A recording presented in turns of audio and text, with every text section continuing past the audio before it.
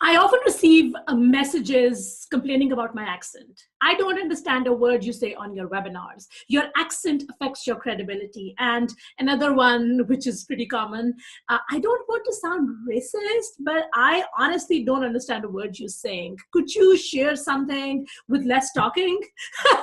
So when I started receiving those messages, my first initial response was embarrassment, followed by disappointment, and that slowly turned into a simmering anger. Because guess what? My accent is not a problem that needs to be fixed.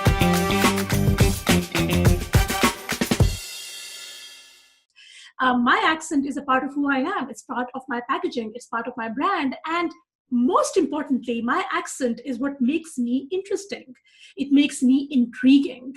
So when someone questions you or you wonder about things that don't fit the mold, anything that's about your story, your personality that does not fit the mold that people expect, people have put this mold about how a certain coach should be, or how a certain weight loss nutritionist person should be. If you have any of those elements, those factors that don't fit that mold, it's a good thing, because those things, those factors, those elements are what make you interesting, because they don't fit the mold. They make people go, that's interesting, or it makes you intriguing, and people want to know more about you. And guess what? We want people to find us interesting. We want people to find us intriguing and continue to want to know more about us. So in today's session of 30 Days of Persuasion, I am going to be talking about how you can be more intriguing. And no, you don't need to invent lies or copy my accent, because madam, you don't want to copy my accent. My accent is an inborn thing that comes with, that is part of the package. If you have been born and raised in Southeast Asia, you cannot copy it, you cannot mimic it, and please leave me and my weird accent alone. Please just go do your thing. And if you see me and you hear me and you're interested in this topic, and you want to know how to be more intriguing, even if you do have the kind of accent that everyone in Hollywood makes fun of, you should let me know. Let me know in the comments that you're here. Give me a thumbs up. Share this broadcast, because I'm sure there are people out there who have some part of their story that makes them embarrassed or weirded out, or like, I don't really fit. And I want to tell you how to spin it so it is actually interesting. It's part of your tale of intrigue and of your packaging and your branding. I am going to do the same thing, and you should do that. Also, a sound check, visual check that all is okay. Okay. Okay. Also share this, please. That'll make me happy. And I will thank you, madam, in my accent, in my very typical South Asian accent. I will thank you with all my heart. Okay. So why intrigue? Because people like closed books. People like things that they're gravitated towards things that they cannot fully make sense of. That is the appeal of mysteries. That is the appeal of secrets. That is the appeal of open loops. That is the appeal of anything really that we can't fully figure out. That is also the appeal of very regular, sane women falling for men who you're like, what just happened? Why? It is intrigue. It is that mystery. It is that dark, mysterious presence that we just can't make sense of. Now, you don't need to be dark or mysterious. I'm not dark or mysterious, but there are certain elements in my branding, in my story, in my positioning that make me intriguing, that makes people coming back for more, even if they don't like me. So all of those people who complain about my accent, they're still on my email list. Some of them have still bought from me. So even though they may not consciously acknowledge that they like you or they're gravitating towards you, they are.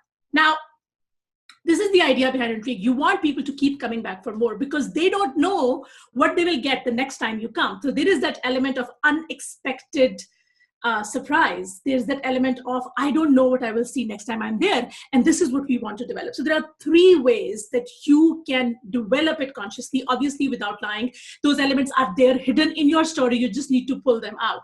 So 3 elements. The first element, which is the most important thing if you want to create intrigue, is the gotchas. So these are anything, your choices, your things that you find interesting, things that don't fit the mold, anything about your story, your background that don't fit the mold, those are things that are gotchas. So in my case, it is my accent. In my case, it is the fact that my office is in a closet. In my case, it is the fact that I live in Saudi Arabia, the fact that I'm from Pakistan, the fact that I did not have to technically start this business.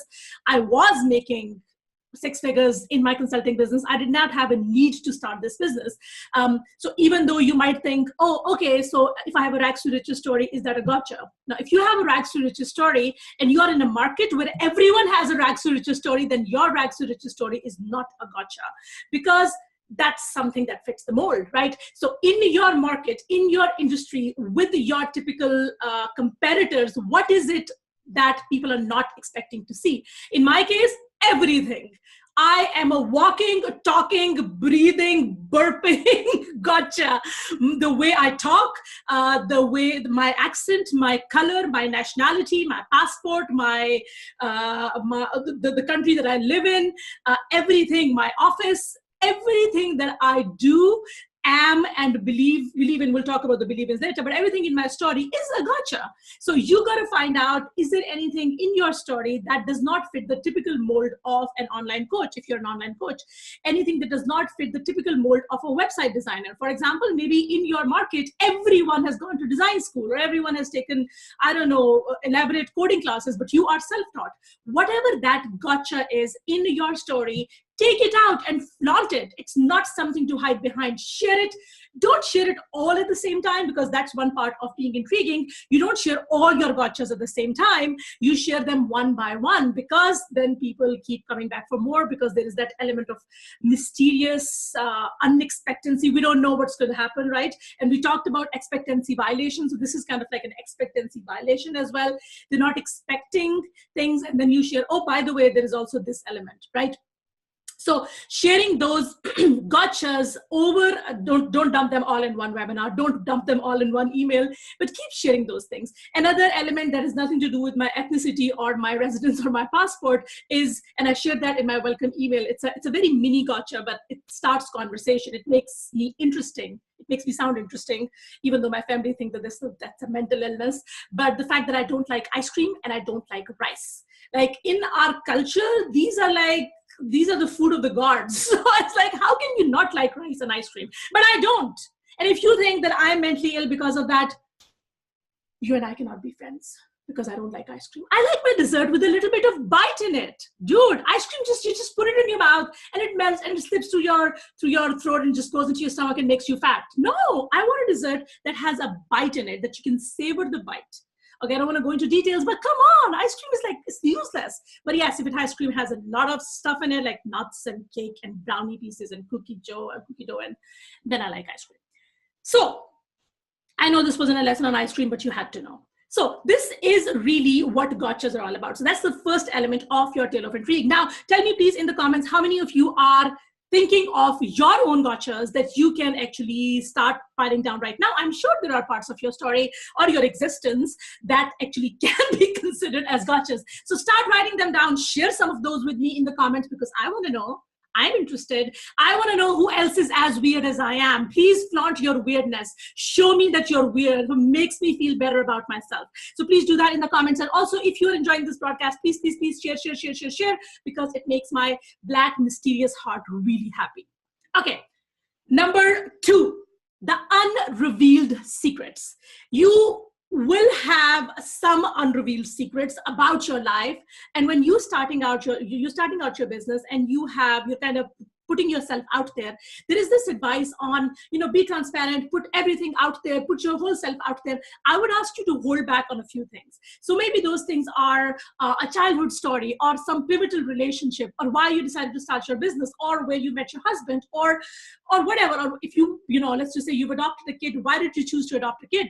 Any of those secrets, any of those unrevealed secrets that you have, things that you did, you might want to hold off on them for a bit and reveal them over the time. Don't just get right out and say, oh, I'm going to tell you all about my dark, mysterious little secrets. Because one part of being intriguing and one part of making sure people keep coming back for more is to make sure that they have something to look forward to. And secrets are the best best way to get people hooked onto your story. So I have sat through enough mind-numbing, nauseatingly self-obsessed webinars to know that every webinar has the same story. Even before the person starts telling the story, I can tell the exact story. I was this, and I was this, and I sat there, and then I even know what pictures they're going to show. So there is so it is so predictable that there really is nothing exciting. And you will hear a lot of people say, oh, I don't watch webinars live. I watch them in the replay because then I can skip through to the first part of the webinar, right?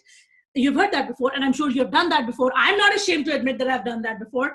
Why? Because it is predictable. But if you have secrets, if you have interesting tidbits that you have not shared in the last webinar, and now you're going to share them, people are going to want to sit through your story because they want to know secrets. Human brain is obsessed with secrets. We want to know secrets, and the murkier, the dirtier, the better. We're evil. So yeah, those secrets, hold off onto them. Don't just make your story predictable. You're writing an email, you're telling a story. If you're telling the same story every single time, people are going to stop opening your emails. You're doing Facebook Live, you start sharing the same story. I was this and this and this, and people already know what your story is going to be. They're going to skip ahead. You want them to hang on to every word, which means you gotta keep surprising them because human brain loves surprises. Okay, number 3. Okay, I'm not gonna give you number 3 unless I actually know that you guys are enjoying this. So please let me know that you are enjoying this. If you're not enjoying this, then I will just crawl back into my cave. I actually have a cave that you don't know about. Yes, under my house, I have built a cave for myself. I like to go into that cave and focus on why I was born. I don't. I wish that was a secret I could share, but I don't have a cave to crawl. If I had a cave, I would just live in that cave and hope no one would ever find me. But no, I don't have a cave. But I want to know if you're enjoying this. Okay. Okay. Seems like people are enjoying this. Good for you, Bushra. People enjoy your shit. Yay. Okay. Number 3, your value code. Whatever your value code is. Now, people are on the internet, typically, they are so vocal about their products. They're so vocal about their, even their story. They're so vocal about how they have made it. They're so vocal about the product. They're so vocal about their skill and their expertise. But I don't get it. Why aren't people as vocal about their value code? We know from history, we know from look at any inspirational, successful character in history, in real life, anywhere, they had a strong moral value code. Now, sometimes those values were positive, sometimes those values were negative, but they had a very strong vocal moral value code that they talked about it incessantly. They focused more on themselves and their products and their expertise and more time on their value code. They constantly talk about their value code. I don't get it why people on the internet think it's okay not to exhibit a strong moral value code, because really that's what makes you a leader and that's what makes you interesting and intriguing. So I'm just going to, so as an example, if you are someone who's interested in a specific type of charity cause, talk about it all the time. Over and over again, talk about why you believe in it, why that's a cause close to your heart, why is that a core value for your business.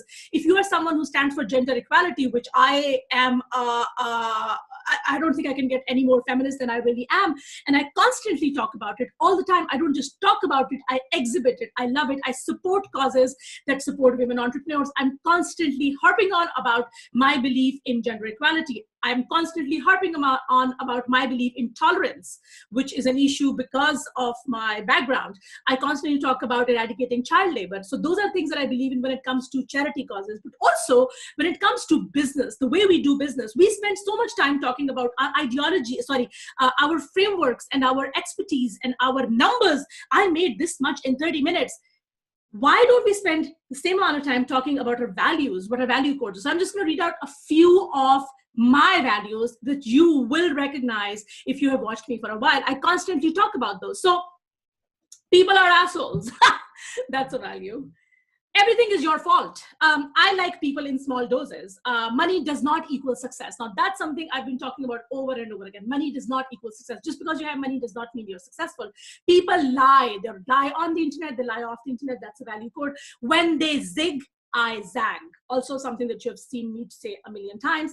Fear is not the answer. Food is life. Universe revolves around my kids. I am an antisocial person, but I can still run a social business. You should embrace your you-ness. Money loves speed. Embrace your ugly. Please, a placenta brain, that's something that I talk about all the time. Once you have a kid and you pass the placenta, a part of your brain passes with the placenta. I talk about all the time how all of us mothers who have had kids, we're kind of a little bit insane, even if we don't admit it. I talk about gurus, how people are out there calling themselves gurus, but they spew so much crap advice that they are actually gurus. I talk about the fact that limelight grows when you share it. And that's why I insist on sharing my limelight, whatever limelight I have, with my students through Hall of Fame, through featuring them, through putting the spotlight on them, because that's a core value that I believe in. So this is just a small list of things that you see me and hear me talk about all the dang time. I believe in the power of disruption. I believe in the power of, I say that all the time, attention is the currency of the internet. If you want something to do anything on the internet, you need to get their attention first. So whatever your value code is, your strong moral value code, whatever you stand for equality, you stand for whatever, it could be related to your subject matter, or it could be related to you as a person or your worldview. Talk about it, be vocal about it.